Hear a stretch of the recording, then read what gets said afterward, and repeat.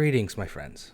Before I get into the video, I just want to say that if this is the first bit of our content you're watching, I highly recommend you go see our little trailer video I put together before getting into this one. Right now, it should be the only other video on our channel. For those of you that watched it, if you found it half as cool as I did, then you might just enjoy what me and my friends have cooked up for your viewing pleasure, and it's all going to be featured right here on this channel. I am DM Grub, your resident egomaniac for this little venture. Wait, Dungeon Master. That's how you say that. I am the Dungeon Master, and I'm here to tell you a little bit about our crew and the show we're doing. First things first, me and 4 friends decided to play tabletop games together, and then one of us got the bright idea to stream a game on his Twitch channel. And because, as you'll come to see, our group has terrible decision-making skills, we decided to do it. Yes, that's right, we streamed this game on our buddy's Twitch channel, hosted by our very own Kaptain Jett. You can find him on Twitch at twitch.tv/Kaptain Jett. That's Kaptain with a K. I'll talk more about our Twitch stuff and stream goals a bit more towards the end. But first, to tell you a little bit about myself, once again, I am DM Grub, if you haven't caught that by my name only plastered all over the channel. And my story is pretty much the same story as every other poor sod that has borne the title of Forever DM. I fell in love with D&D as a regular human child, and as the only one in my friend group who knew the game well enough to run it, I've found myself sitting in the DM seat since I was 11. I've run my share of published content and homebrews, and I like to think those years of experience have rendered me able to passably run a game and tell an entertaining story. Now, I'm not a professional DM by far, and I've never put any of my content online for the entire internet to see, but I'm filled with a general sense of excitement to be putting out something that you all can enjoy. I think that it will make it all worth it when I invariably get ripped apart in the comment threads. Now, let me tell you a little about our game. I DM Pathfinder 1st Edition, which is a fun little system published by Paizo Incorporated.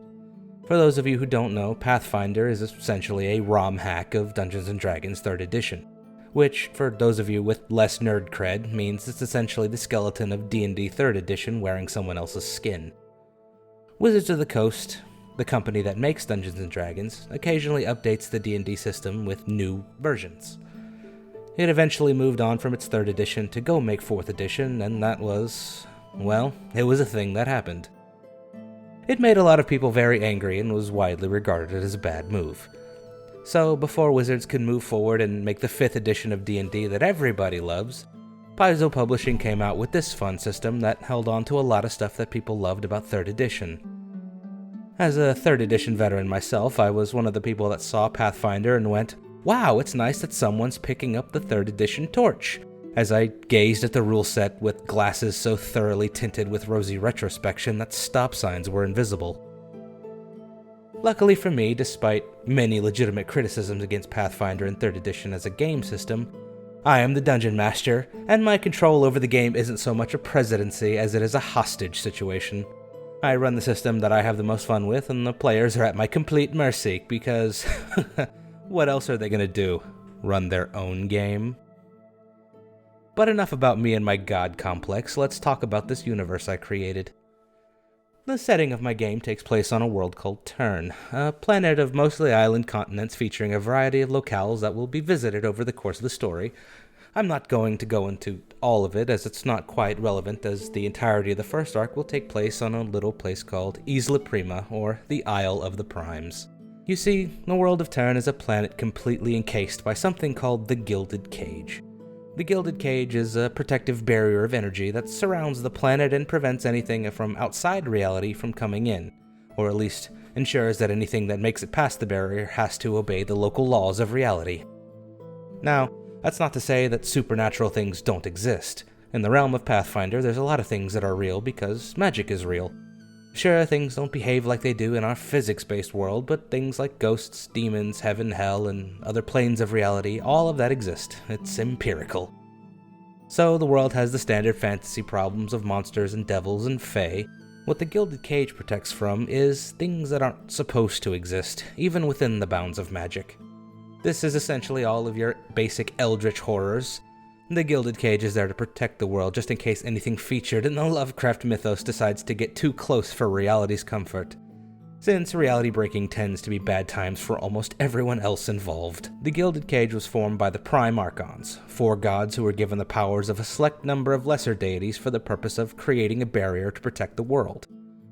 The world of Turn was a big blue marble rife with souls and magic energy, a perfect planetary piece of candy for all of the cosmic horror that lurks in the dark spaces between the stars, so the Prime Archons put the cage in place to protect everyone. The 4 Archons are sometimes worshipped as a single religion, the Primes as one faith. However, each Archon also has a religion of their own.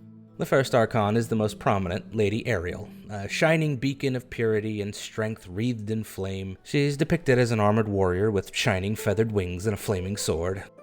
Her followers call her the Holy Flame, the Sword of Dawn, Saint Ariel, and Lady Glory. As you may have inferred, she's a god of holy vengeance. Battle, glory, fire, and righteous zeal are her domains. Tournaments and big fiery displays like burning effigies are how people celebrate her. Next up, we have Paragon Secta, the Soldier, the Swarm Father, Guardian of Hearth and Home, and the Chitinous King. He's a tall praying mantis man. No, I'm not obsessed with Thrycreen, don't even look over there. He's a protected deity. His domains are duty, community, and protection. Basically, Big Dad Bug wants everyone to live their best life, get married young, and have as many children as you can until you die on your bed, warm and surrounded by your dozens of kids. And if wolves ever threaten your homestead, you'll have his blessing as your clan rises up and fights them back to the last. People celebrate him by gathering the family or community and throwing massive feasts. The third Prime Archon is Elder Uaith, a tall elf in blue star-patterned robes. He basically looks like Hugo Weaving in full Elrond prosthetics wearing the sorcerer's getup from Fantasia. He's also called the Stargazer, the Seer, Master of Night, and That Dick. He's a god of prophecy, magic, and trickery. His followers are often ambitious practitioners of magic, fortune-tellers, and schemers. They don't have a good reputation because they're often smug about knowing the future. Elder Uaith is celebrated by games of strategy, showy feats of magic, and revelry under the light of the moon and stars. The last prime, but far from the least, is Brother Basimdri, also known as Brother Bones, the Gambler, Grave Shepherd, and the Death Dealer. He is represented by a skeleton dressed in evening finery and gold jewelry. He is the god of death, luck, and repose. His job is to shepherd souls onward, ensuring safe passage for the dead so that no space monster can prey upon the souls as they move out of the cage and onto the next life. Plenty of people pray to Brother Basimdri to ask for luck or to ask him to watch over loved ones. His celebrations are remembrances of the dead while simultaneously being celebrations of life with drink and games of chance, with funerals being almost indistinguishable from Basimdri's holidays. And these are the 4 Prime Archons, gods worshipped for their creation of the cage. There is, however, a 5th entity that is known but only revered by a select group of people. Others refer to these people as the Mechanical Cult, as they are technophilic artificers and magic researchers who give their faith to the Gilded Cage itself, calling it the mechanical or the mechanism. It is their belief that the energy of their faith is what sustains the cage, and while no one outside of the cult really knows if their worship does anything, the cult does have clerics which receive divine magic through their faith, but they aren't really open to talking about the specifics. Now, it's these gearheads that give rise to one of the setting's main draws, according to my players. Airships. The Mechanical Cult is the only people on the planet with the technical know-how to build and maintain airships, and they don't share with just anyone. You have to be real buddy-buddy with the Mechanical Cult to have your own airship, since they're the only ones that really know how it works. Sure, you can steal or capture one, but good luck flying it or fixing anything that breaks. Aside from airships, probably the second most important thing to know about the Mechanical Cult is their location. They are headquartered on Isla Prima, that island we talked about earlier. They work very closely with our main group of heroes, the Black Gambit Society. Like we said in the trailer, the Black Gambit Society is a secret organization that works to maintain both the integrity of the cage and actively oppose the agents of eldritch horrors and elder beings who seek to unravel the cage's protections and feast on reality as everyone knows it. Normally the cage is impenetrable by the big cosmic players, but every so often there's a planar conflux that weakens the barrier enough that cultists and nihilists opportunistically try and summon horrors through it. The Black Gambit Society actively combats these attempts. Typically, people don't know about the cage or the true nature of the Black Gambit Society. To help conceal their nature, one of them invented a game they called Conflux, a little strategy game somewhere between chess and a miniature war game. To the common folk of Turn, the Black Gambit Society is simply a group of strategy enthusiasts. It helps them remain clandestine and avoid panic. And so, this is where our adventure begins, with 4 aspirants looking to become full-fledged members of the Black Gambit Society so that they can work toward protecting the world from shadowy forces that seek to destroy it. Whether it's gold, glory, or altruism, I'm sure we'll be getting to know them quite well during the adventure ahead. Or at least the ones that survive. Still, I hope you guys are as excited to go on this journey as we are, but before I wrap things up, I want to say a couple things regarding our channel. We are just 5 millennial nerds who decided to do this as something fun together, but please understand, we have day jobs and family responsibilities.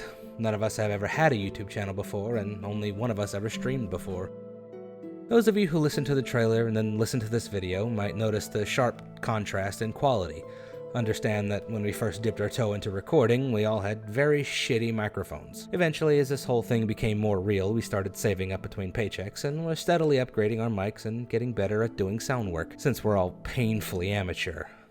Seriously, none of us have any experience with anything like this, so I hope you can all bear with us through our growing pains as we work to make sure our content is the best quality entertainment that 5 unqualified nerds can possibly provide. For example, one of the first problems we ran into was the idea that, as it turns out, streaming something is way easier than polishing it and putting it on YouTube. We don't have the time to dedicate to ensure a quality video comes out after each and every one of our streams, so we ended up with this huge backlog of episodes in need of editing, and a stream way ahead of any content we could release. So we had a brainstorm and we came up with a plan. We've already streamed the first story arc of this campaign, and we're not streaming as a group right now. I do all of the editing myself, and I put my own money into things like art, music, and the general production value. Most of our art is provided by our very own player, TactlessCat. Other pieces of art are outsourced from other artists that I find various places. After all of the episodes come out on this channel, then uploads are going to be on hiatus while we return to streaming regularly. We do plan to have a dedicated Twitch channel next time we start streaming. Full details will be announced right here on this channel before we start back up again, and you guys are all more than welcome to come and watch us live, because we all know every performance is much better when you take away the whole useless slog of things like editing and production value and coherence. But if you're into those things, well, you're more than welcome to subscribe to this channel where we plan to upload all of our videos after we've given them the buff and polish they need to ensure that I, the resident egomaniac, am not too embarrassed to put it on the internet forever. And that is going to be our schedule. When we're streaming, this channel's going to be on hiatus, and when I'm editing episodes for the channel, the streaming will be on hiatus. We hope this will ensure a steady stream of content while I avoid burnout. So yeah, if that all sounds like something you'd enjoy seeing, please consider giving us a like, a subscribe, or maybe just turn off the ad blocker for a minute. The more you guys give us even a little support, the more resources we'll have to make the channel grow and make our show that much better. Maybe one day your support will allow us to hire an editor so that we can have a steady stream and a steady channel. The sky's the limit, and all of it's possible for the low price of a few clicks on your part. Still, I thank you for listening to me, and I hope to see you all in chat sometime. Until next time, I am DM Grubb, and this has been Pathfinder at Night, the Gilded Cage. If you're hearing that music, that means the video has come to an end. Feel free to stick around and hear our awesome outro, which I think is probably the best goddamn song I've ever paid for. Stay classy, my friends.